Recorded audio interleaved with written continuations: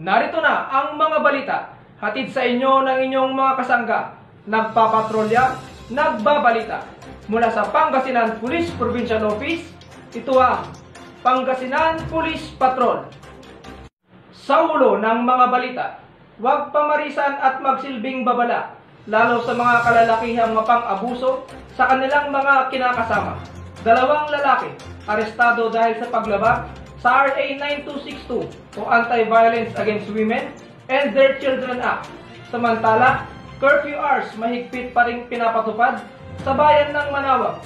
Ito ay isa sa mga paraan upang labanan ang pagkalat ng virus at mapanatili ang kaligtasan at katahimikan sa bayan. Yan at ang iba pang mga balita mula sa bayan ng Manaoag, ihatid sa atin ni Police Corporal George Marshall Jr. Dahil sa pagpapanatili ng kapayapaan at arestuhin ang mga nagkasala sa batas, 2 lalaki ang nahuli sa paglabag sa RA 9262 o ang tinatawag na Anti-Violence Against Women and Their Children Act of 2004. Ang dalawa ay hinuli sa bisa ng warrant of arrest na nilabas ng RTC Branch 49, Urdaneta City at pansamantalang nakapi sa himpilan ng Manaoag para harapin ang kasong nakabitin sa kanila. Samantala, mahigpit na pinapatupad pa rin ang curfew hours sa bayan ng Manaoag mula alas 8 ng gabi hanggang alas 5 ng madaling araw. Subalit may mga mangilan-ngilan pa rin sa ating mga kababayan ang nahuhuli sa paglabag sa nasabing alituntunin, kaya sila ay dinadala sa aming himpilan upang pangaralan at kasabay nito ay pinapanood namin sa kanila ang audio-visual presentation tungkol sa vaccination program upang maging aware sila sa mga magagandang dulot ng pagbabakuna. Nagbibigay din ng flyers para malinawagan sila sa kabutihang epekto ng nasabing bakuna. Sa kabilang banda naman ay patuloy ang isinasagawang sumba alinsunod pa rin sa pagdiriwang ng National Women's Month na kung saan ang ating mga kababaihan ay aktibo sa pagsama sa nasabing aktibidad. Ito po si Police Corporal George Marshall, News Patrol, Manaoag, ulat para sa Pangasinan Police Patrol. Oplansita, nagbunga sa pagkakahuli ng isang lalaki matapos itong mahulihan ng 2 plastic sachet na naglalaman ng hinihinalang ilegal na droga. Paalala sa ating mga kababayan, sa droga, walang kinabukasan. Ang balita mula sa bayan ng Santo Tomas, ihahatid sa atin ni Patrolman Alvin Paul Arenillo. Habang nagsasagawa ng oplansita ang mga kapulisan ng Santo Tomas sa Barangay Salvacion, isang vendor lulan ng kanyang motorsiklo ang inaresto dahil may dala itong 2 plastic sachet ng hinihilalang ilegal na droga. Agad nila itong hinuli at ipinalam ang kanyang mga karapatan. Ang naturang suspect ay nasa kustudiya na ng aming himpilan habang siya ay sasailalim sa drug testing. Siya ay posibleng maharap sa paglabag sa Section 11 ng Republic Act 9165 o ang Comprehensive Dangerous Drugs Act of 2002. Ito po si Patrolman Alvin Paul Arenillo ng Santo Tomas Police Station, nag-uulat para sa Pangasinan Police Patrol. Sama-sama, kayang-kaya. Brigada Eskwela, sinimulan na. Samantala, masamang epekto ng paggamit ng ilegal na droga, hindi lamang sa kalusugan, kundi pati na rin sa ating lipunan. Tinalakay sa isinagawang drug awareness lecture ng ating kapulisan. Sinundan ito ng PNP Care at COVID-19 Vaccination Info Drive na naglalayong magbigay ng impormasyon sa magandang dulot at kahalagahan ng pagkakaroon ng bakuna. Ang mga balita ihatid sa atin ni Police Staff Master Sergeant Chingling Salget, News Patroller ng Natividad Police Station. Ang kapulisan ng Natividad sa pamumuno ni Police Captain Romel de Leon Simbrano, Officer in Charge kasama ang mga guro, magulang, barangay officials ay sama-sama para sa unang araw ng Brigada Eskwela at pagkatapos ay nagsagawa ng drug awareness lecture upang malaman kung ano ang mga ilegal na droga, matukoy ang mga masamang epekto nito sa tao, mabatid ang mga dahilan ng paggamit ng droga, matukoy ang mga sintomas at sinyalis ng gumagamit na ilegal na droga, at isinunod ang COVID-19 Vaccination Information Drive at PNP Care Infodemic Drive sa mga lumahok. Ang kapulisan ng Natividad ay hindi tumitigil na nag-iikot sa mga barangay para maiparating sa mga mamamayan ng Natividad ang mga impormasyon ukol dito. Ito si Police Senior Master Sergeant Chingling Salget, News Patroller ng Natividad Police Station, nag-uulat para sa Pangasinan Police Patrol. Kampanya kontra illegal na droga, hindi hihintuan ng ating kapulisan. Mga taong sangkot at sa droga ay ayaw umiwas. Patuloy na babantayan at pananagutin sa batas. Ang balita tinutukan ni Patrolwoman Christian Joy Embang. Timbog ang dalawang lalaki sa isinagawang operasyon kontra ilegal na droga ng kapulisan ng himpilan ng siyudad ng Ordaneta na pinamumunuan ni Police Lieutenant Colonel Jerome B. Wangki, officer in charge. Naaresto ang dalawang lalaki sa isinagawang bypass operation ng kapulisan ng himpilang ito sa Barangay Santo Domingo sa naturang bayan. Nakumpiska sa mga sospek ang dalawang selyadong plastic sachet na hinihinalang shabu na may kabuang timbang na humigit kumulang 1.8 gramo na nagkakahalaga ng 12,240 pesos. Isang kulay itim na motorsiklo, Euro Rapido 110cc na may plakang 1010-086-1441 at isang 500 pesos na buy boss money. Dinala ang mga sospek at ang mga ebidensya sa himpilang ito sa tamang disposisyon at dokumentasyon. Nahaharap ngayon ang mga sospek sa kasong RA 9165 o Comprehensive Dangerous Drugs Act of 2002.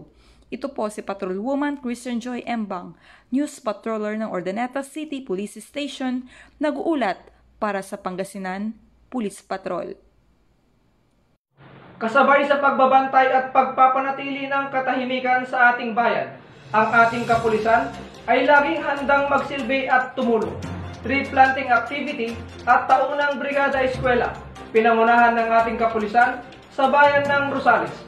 Ang balita tinutukan ni Patrolwoman Vangeline Sacra. Alas 7 ng umaga kahapon, Marso 22, taong kasalukuyan, ang mga kapulisan ng Rosales Municipal Police Station sa pamumuno ni Police Major Fernando L. Fernandez Jr., ang hepe ng himpilang ito, ay nagsagawa ng tree planting at clean-up drive activity sa Barangay Rizal ng bayang ito bilang pagdiriwang ng 2021 Women's Month. Nakilahok din ang ating mga kapulisan sa Brigada Eskwela ng Rizal Elementary School kasama ang mga barangay officials sa pamumuno ni Barangay Captain Delia Velasco. Sunod naman na pinuntahan ng ating kapulisan ang Kasanipolasan Elementary School.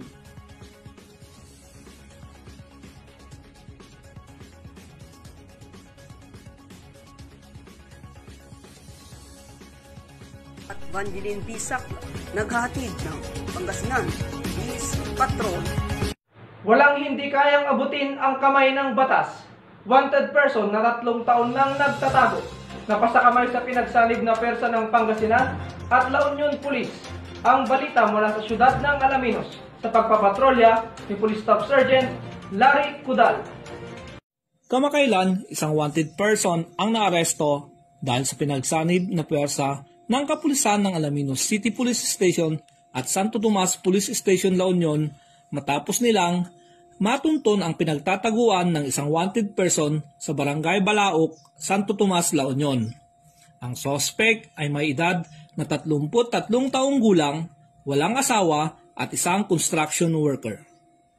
Matapos ang halos 3 taon na pagtatago, siya ay naaresto dahil sa warrant of arrest na inilabas ng presiding judge ng Regional Trial Court, 1st Judicial Region, Branch 54, Lungsod ng Alaminos, dahil sa kasong qualified theft na may rekomendang 40,000 pesos bilang piyansa.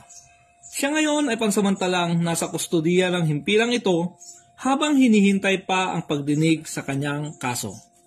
Police Staff Sergeant Larry Cudal nag-uulat para sa Pangasinan Police Patrol. Nagresulta sa pagkakadakip ng top 1 most wanted person sa bayan ng Binmalay, ang pinagsanib na persa ng ating kapulisan. Ang nasabing sospek ay naharap sa kasong estafa at paglabag sa Anti-Carnapping Act of 2016. Sa kabilang dako, pagpapanatili ng kalinisan, huwag kaligtaan, coastal cleanup, pinangunahan ng ating kapulisan. Ang detalye ng mga balita mula sa bayan ng Binmalay, ihahatid sa atin ni Patrolman Mark Bon de Guzman. Sa pinagsanib na persa ng Binmalay Police Station sa pamumuno ng aming officer in charge na si Police Major Apollo Kalimlim kasama ang Dagupan City Police Station ay nagsagawa ng warrant of arrest for the violation of Republic Act 10883, New Anti-Carnapping Act of 2016, and violation of Revised Penal Code Article 315 as amended by Presidential Decree 1689 o ang tinatawag na estapa sa Arellano Street, Dagupan City, Pangasinan, na kung saan ang kapulisan ng himpilang ito ay nagresulta sa pagkakaaresto sa top 1 most wanted person municipal level na kinikilalang isang lalaki, walang asawa, 37 taong gulang na nakatira sa Barangay Dulag,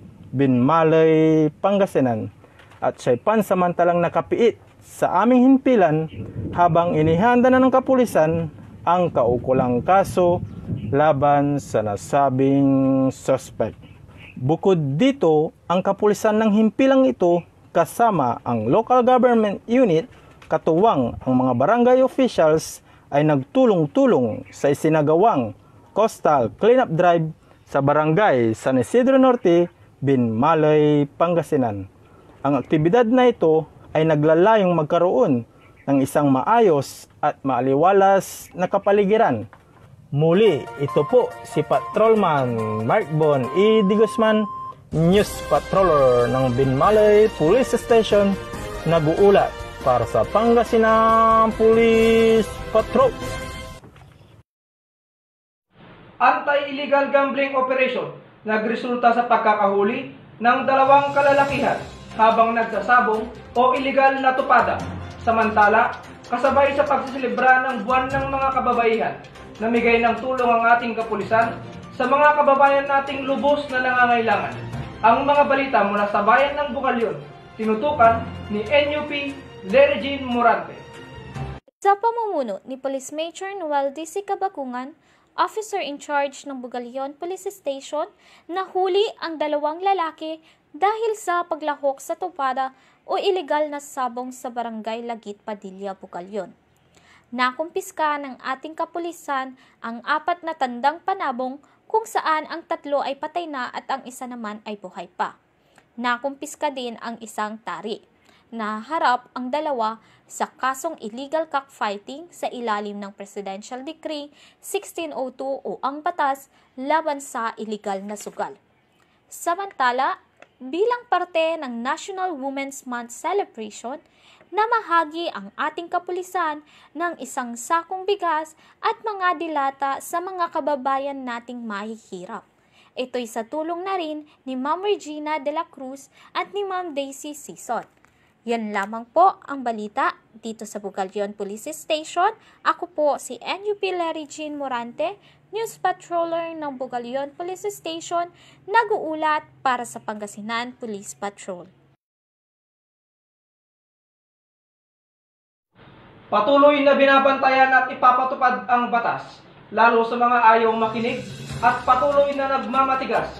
Sa bisa ng warrant of arrest, arestado ang 2 kalalakihan dahil sa paglabag sa PD 1602 o Anti-Illegal Gambling Law. Ang balita sa pagpapatrolya ni Police Staff Sergeant Richelle Dagapioso. Mula sa bayan ng Bani, 2 katao arestado habang nagsusugal. Sa bisa ng warrant of arrest with criminal case number 1318 na inilabas ng Municipal Trial Court, matagumpay na nahuli ng kapulisan ng Bani sa pamumuno ni Police Major Anastasio B. Sibayan Jr. ang 2 kalalakihan sa Barangay Dakapsor ang nahuli sa akto habang naglalaro ng tong-its. Samantalang mga kasangkot ay naharap sa kasong paglabag ng PD 1602 o Anti-Gambling Law. Nagpiyansang mga nasasakdal ng halagang tig 36,000 piso para sa kanilang pansamantalang kalayaan. Ito si Police Staff Sergeant Richelle Dagapioso, nag-uulat para sa Pangasinan Police Patrol. Ika nga nila sa pagsusugal, swerte malas, ngunit pag ikaw ay nahuli, siguradong himas rehas. Huli sa akto ng ilegal na pagsusugal, ang 4 na kalalakihan sa ikinasak operasyon ng ating kapulisan.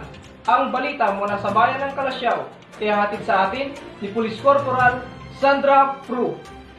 Pinaigting na kampanya ng Kalasyaw Police laban sa ilegal na pagsusugal ikinasa. 4 na kalalakihan arestado. Ito ay sa ilalim ng pamumuno ni Police Lieutenant Colonel Ferdinand Z. De Asis, Acting Chief of Police, matapos maaktuhang nagsusugal sa Barangay Kabilukaan, Kalasyaw, Pangasinan. Nakilala ang mga suspect na sina Willie Maningding Ocampo, 42 taong gulang, may asawa, construction worker. Raymond Maningding Ocampo, 44 taong gulang, may asawa, magsasaka. Joel Arsadon Soriano, 42 taong gulang, may asawa, magsasaka. At si Philip Landingin Unay, 38 taong gulang, may asawa, isang electrician. Lahat ay residente din sa nasabing lugar.